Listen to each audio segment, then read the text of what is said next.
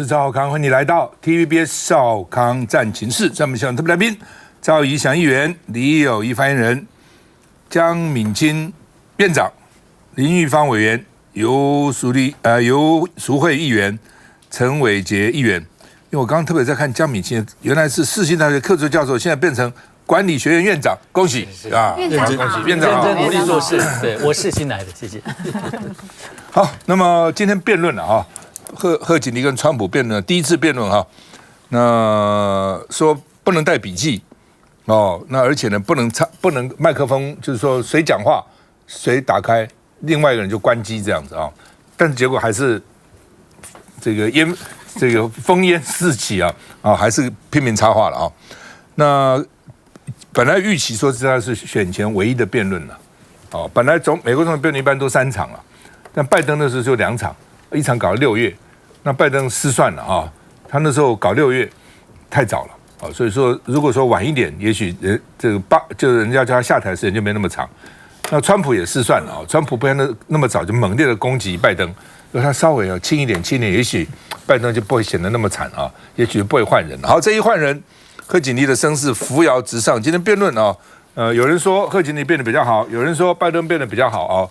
不过呢，看哪个台啊？看哪个倾向谁的媒体啊？那这个说开始的时候有握手了，贺锦丽有风度，走到川普面前就跟他自我介绍我是谁啊？然后呢，这是8年来第一次啊，因为以前都不握手的。不过呢，他们今天辩论完了没有握手，各自走了，显然情绪就起来了啊！辩论完了就各自走了哦。不过开始显然也好了啊，君子之争嘛，开始先握个手啊。那贺锦丽批川普呢，说你留下烂摊子给我，因为川普一定会讲你施政不好嘛。贺锦丽说我们施政不好，是你留下的烂摊子给我们呢，我们一直在收拾你的烂摊子啊。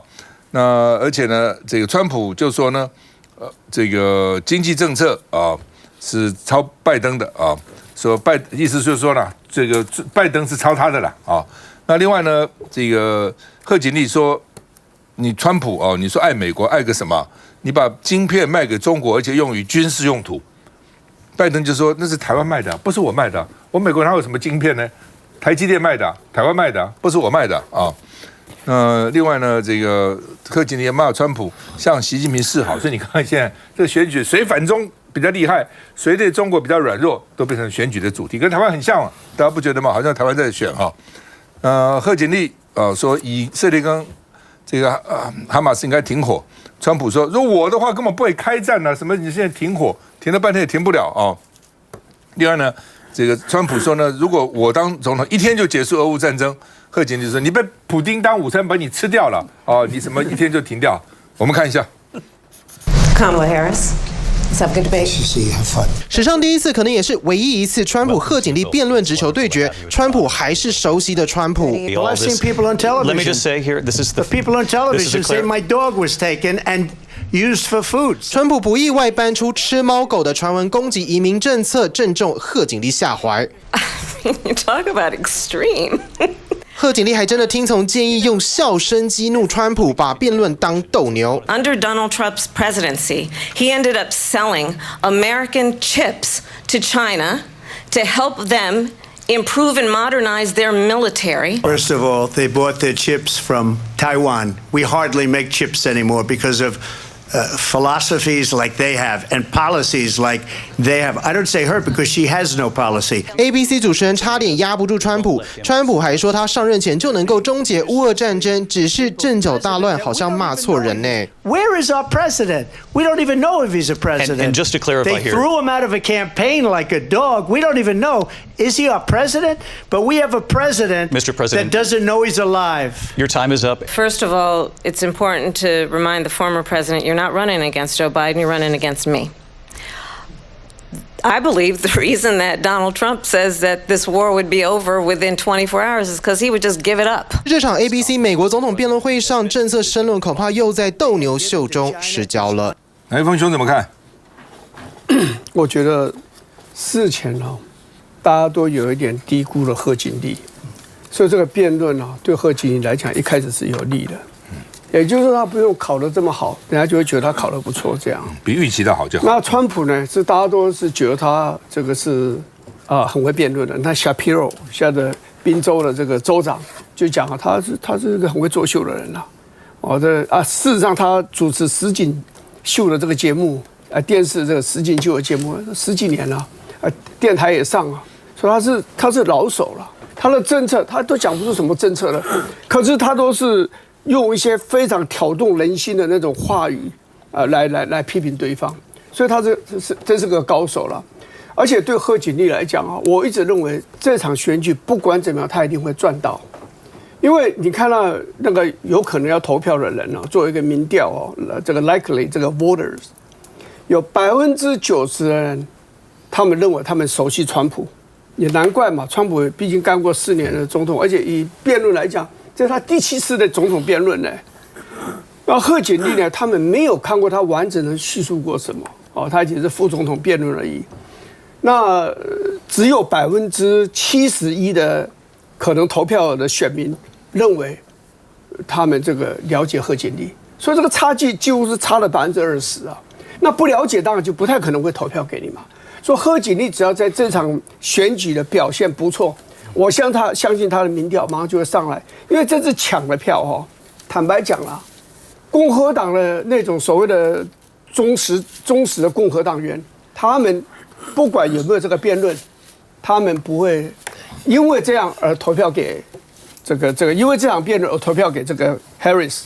那同样的，民主党的坚实的支持者也不会因为看了这个电视辩论就把票投给川普啊，不可能。有史以来美国总统竞选里面真正影响最大的就是1960年尼克森跟甘乃迪的辩论，因为那一次差距实在是太大，不过他们的年龄他们才差了几岁而已。最重要的是尼克森生病还没有痊愈，然后他前面又在跑场子，他太有信心，后面才匆匆忙忙进来参加这个辩论，看起来就是生病满脸的倦容，胡须都没有刮干净，黑白的那个电视，那个时候是黑白电视，你那个黑色的胡须看得清清楚楚，那个发根啊，那胡渣啊，所以那一次的辩论来讲，其实尼克森跟甘乃迪的辩论一共有4次，大家只记得第1次。而且非常好玩的是，事后做了调查，看电视的人都觉得甘乃迪变得好，可是听广播的人觉得尼克森变得好，因为听广播就不会看到胡渣嘛，也不看他满脸病容的样子嘛。所以我觉得对这个贺锦丽来讲呢，就是说这次真的是提供他一个很好的机会，不过他也应该要被赞美哈。你看他讲话的时候，我认为他第一个起手式就是对的。他走过去跟川普握手，各位，你觉得女权主义者那些美国的妇女会怎么想？这人的风度非常好，连很多的美国男生，虽然美国的男性的选民投票给要支持贺锦丽，远不如支持川普的，可是呢，会说，你看他风度非常好，而且反而会认为川普你是男生啊 ，Lady First， 你不知道吗？你应该先去跟人家握手，怎么贺锦丽来握手？而且贺锦丽从头到尾，大部分的时候都笑嘻嘻的。所以他的风度非常好，而且他真的是有备而来。譬如他讲外交的东西，哦，他讲了有时候讲堕胎的东西。你看他很简单讲一句话，妇女难道没有权利决定她自己的身体吗？哦，对不对？难道你要有一个妇女，她在外面要打2个工、3个工，还要到隔壁的州，因为这个州不能堕胎，要到隔壁去，还要找一个陌生的医生来帮她动刀。讲这些东西都会让人家很那个的，而且为什么由州决定呢？不应该要由妇女本身来做这个决定才对呀。所以这个对他是非常有利的啊。而且呢，这个他在外交上呢讲了很多的话，我觉得是真的不能小看。比如阿富汗的问题，其实是拜登的致命伤，仓仓皇皇的撤军。可是你看贺锦丽其实讲得很不错了。贺锦丽说塔利班啊，恐怖分子啊。你们美国怎么跟塔利班谈呢？你没有跟阿富汗的这个政府谈呢？你跟塔利班的政府谈，而且你还要邀他们到大卫营这么外交谈判最神圣的地方，你还去跟他们谈。后来消息走了，当然是没有谈。而且他还讲一件事哦，我们撤军就省了1天省了3亿美金，好，而且呢，你的谈判呢，竟然把5000个恐怖分子都放出来了。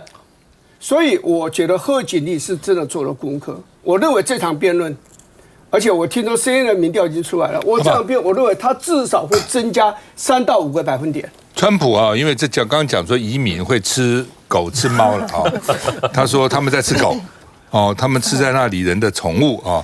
那因为他说我在电视上有看到有人说我的狗被带走了，并被当作食物，宠物变食物了哈。那贺锦丽跟主持人都反驳说，哎，有这么极端吗？等等哈。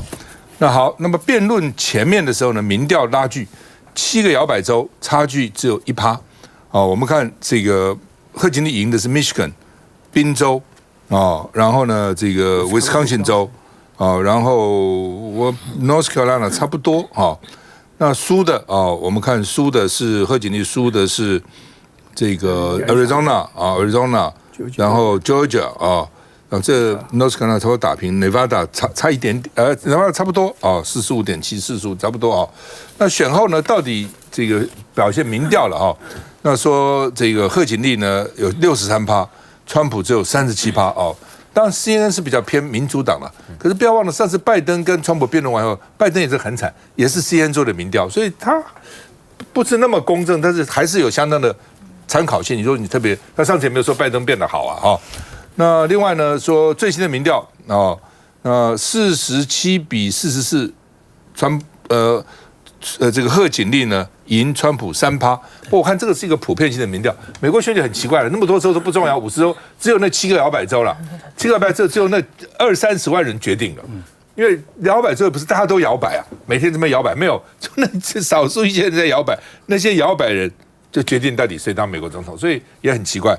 来，一翔怎么看？说到几十万人决定，其实2004年当时这个小布希跟这个 Al Gore 的选举的时候，大概决定胜负大概只剩300个人吧，所以美国的选举真的很微妙。但事实上，我觉得这一次的辩论会已经比上一次好看哈，因为上一次大家会觉得说，哦，真的好像变得说全部都是这个川普一面倒哦。那这一次我觉得其实是蛮平的啦。那重点是，我觉得这一次的辩论会会彰显一件事，我们的辩论会的水准，我们台湾总统辩论会水准还是比较高了啊。你看当中真的是我觉得非常多这个撒谎啊，或者是这个散布谎言的一个机会，包括这个狗猫的部分，我觉得最有趣哦，因为当时这个。你要知道，移民是这一次的这个选举辩论会当中的主要议题。你问川普问什么，他最后都会把它偏向倒回这个移民的问题。所以他说：“你看，移民很恐怖哦，这个非法移民，尤其来自海地的移民哦，来到我们这个还有一个淳朴的小镇哦，结果去把他们的狗跟猫偷来吃。然后当时主持人他就说：‘我们去问了这个市府的官员，似乎没这件事。’川普说：‘我在电视上看到的哦，我在电视上看到，所以似乎一定有这件事。’那你当时去看这个贺锦丽的表情，贺锦丽表情就很微妙，他就笑。可我觉得贺锦丽的他想传达的一种讯息，就是你看吧，这一群人确实跟事实几乎是有一点脱离的哦。但第二个部分呢，其实可以看到说，这一次我觉得只会加深各政党对于自己阵营候选人的支持。你看，刚刚提到 CNN 的民调 ，CNN 的民调是63-37，但 CNN 确实多数的观众是来自民主党。但你去看共和党的福斯新闻。福斯新闻是90%多认为川普胜出，只有4%的人认为是贺锦丽赢了。所以说，美国这个两边的政治分歧确实非常深。那回归到这一次的这个辩论会本身，这一次讨论议题，我刚刚讨论第一个移民啊，这个川普一直要讲移民的事情。那我觉得贺锦丽讲的一句话非常好，他说我们过去国会确实有通过一个移民的一个修法案。那这个移民的法案会增加几千位这个所谓移民执法官员到我们美国的边界。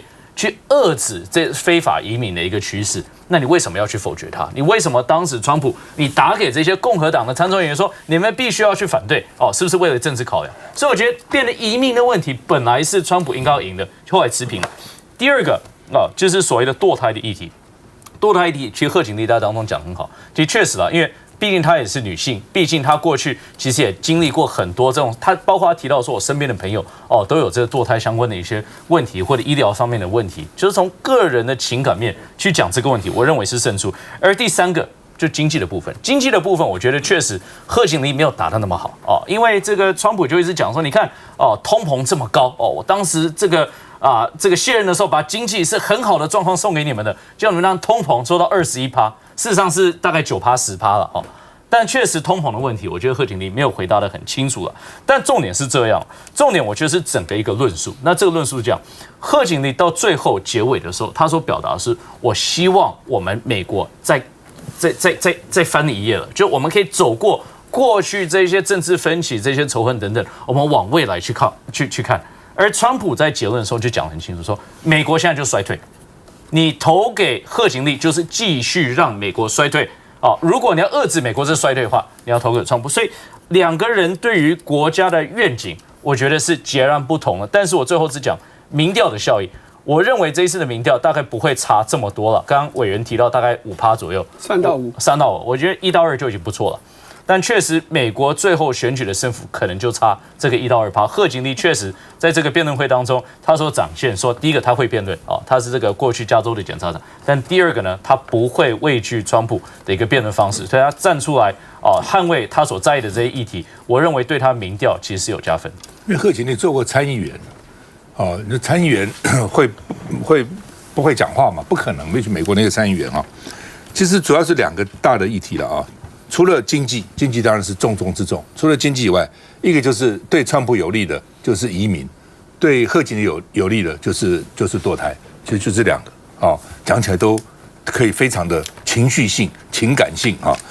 那另外呢，这个中国议题啊，下一阶段我们谈中国议题也是，到底谁对中国好？川普在第一节一开始辩论的时候就提出中国谁对中国好，谁怕中国，谁跟习近平是好朋友。就提出这样的这个主张，我们休息一下再回来。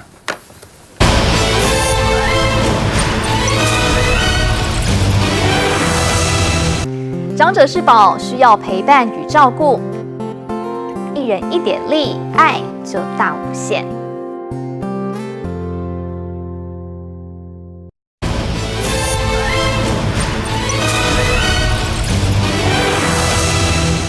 好，那么川普虽然 CNN 说贺锦丽赢，但川普说这场我表现最棒，谁能表现比我棒，我最棒啊！他算什么啊？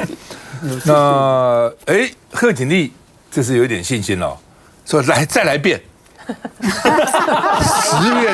，10月再来变一次怎样？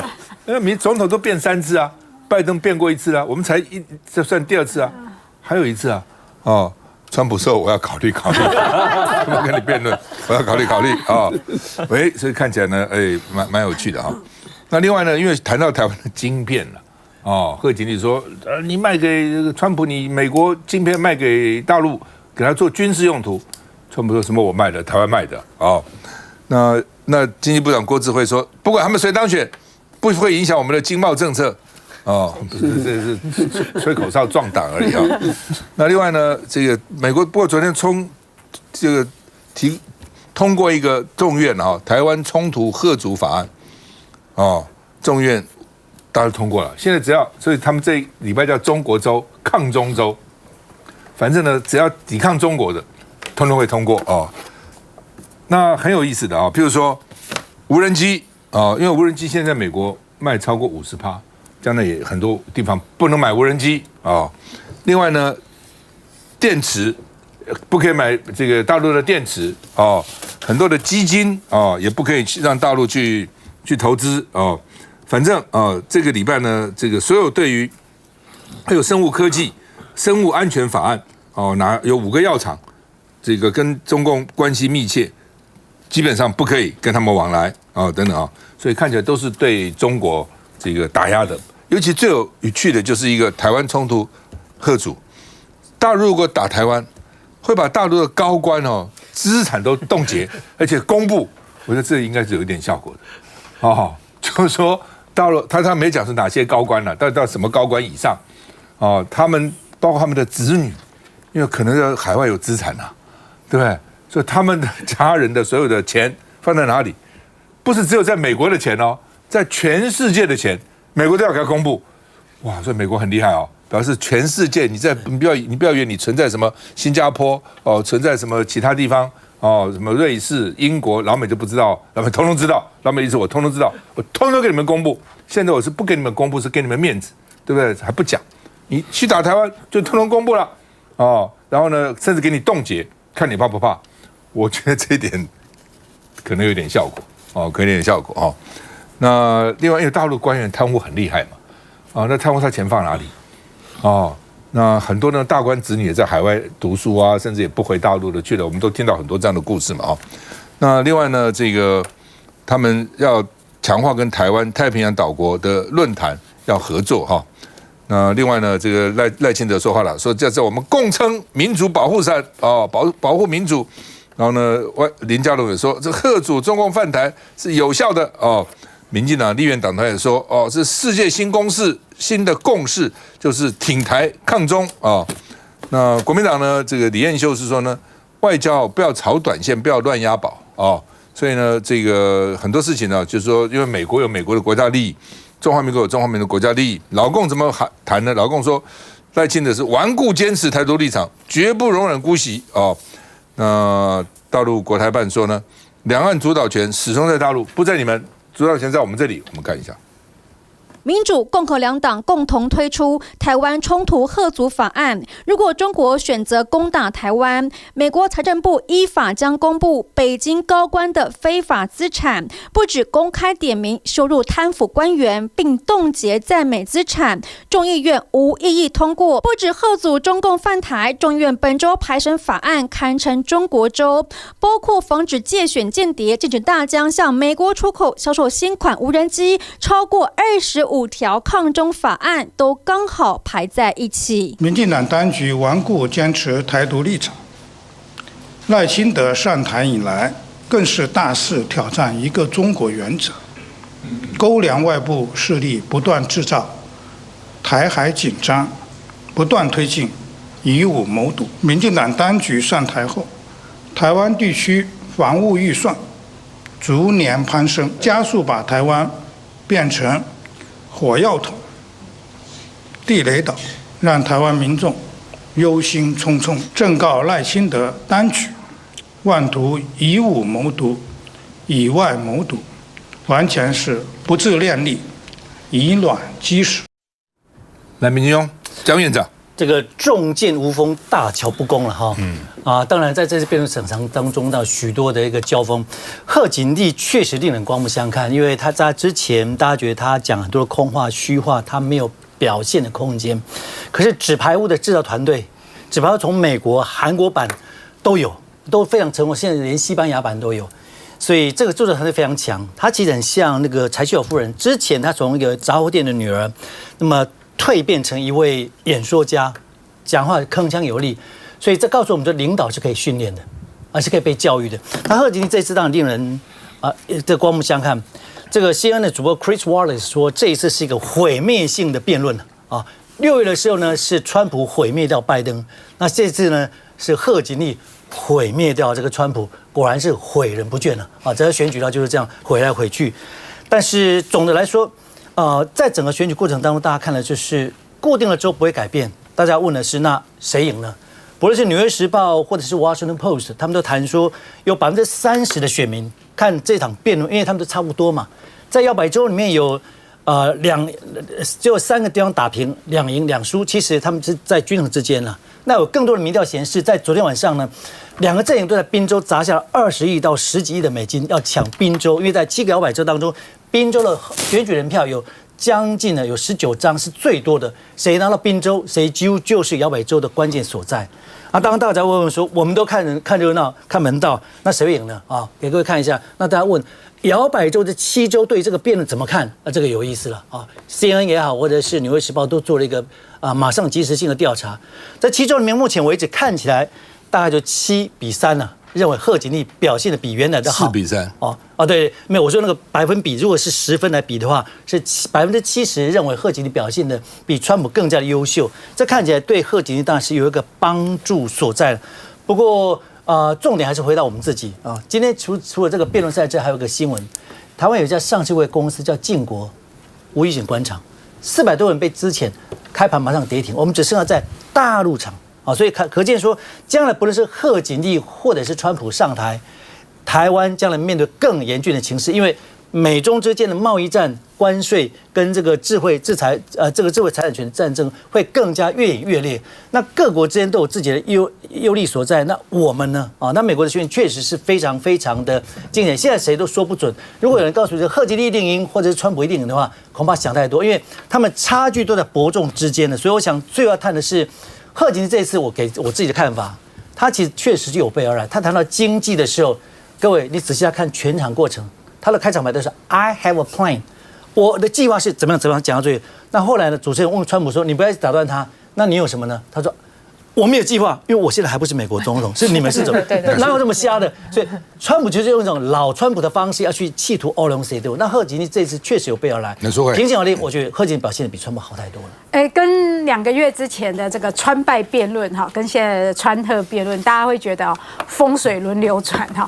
2个月以前哈，这个川普笑拜登哈老弱残弱哈，2个月之后，贺锦丽换贺锦丽去笑川普了。我刚刚看那个照片，我记得当时川拜在辩论的时候，主持人这边也摆了2张照片，川普跟拜登，他觉得拜登好老态龙钟，然后刚刚的照片就变成川普好老态龙钟了。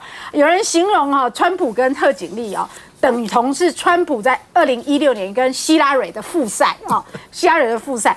当年希拉蕊其实在普选票是大赢的，赢了200多万票，可是就是选举人票输了，这个就凸显美国的选制跟我们是不一样的。你赢到了选民，可是你没有赢对该赢的州你这个选举人票没有赢对地方的时候，结果他还是输了这一场。可是我今天看这个《纽约时报》的一个统计这一次是这8年之间大学人口里面，在职人口女性的大学学历的已经首次超过男性的大学学历这可能也凸显了某一个程度，就是在美国女权或者是女性的角色越来越重要。所以这一次贺锦丽到底会不会把当年希拉蕊的遗憾把它翻盘过来我觉得现在是蛮精彩的，因为本来我认为川普这一次大概真的是天选之人，尤其是他闪过那一颗子弹但现在看起来我觉得这场美国的大选又非常精彩那当然我们从上一次的川拜到这一次的川贺2次的选举都有一个共同点，大家都在比谁比较讨厌中国，谁对中国比较强硬所以刚刚广告时间的时候，玉芳委员在开玩笑说，他们谁当选，中国都不好受那我就回说，中国不好受，台湾也不好受，因为他们都是利用台湾来让大陆不好受所以台湾永远就是会变成美国的棋子，这就是我们最担心的。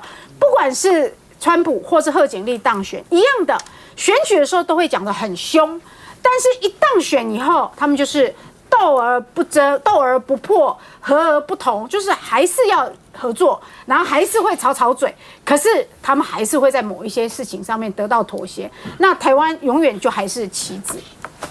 那不幸了，昨天有一个幻象掉到海里，不过还好飞行员这个生还大家很担心，在晚上失事飞行员很难救，还好救起来了那到底怎么回事？休息一下再回来。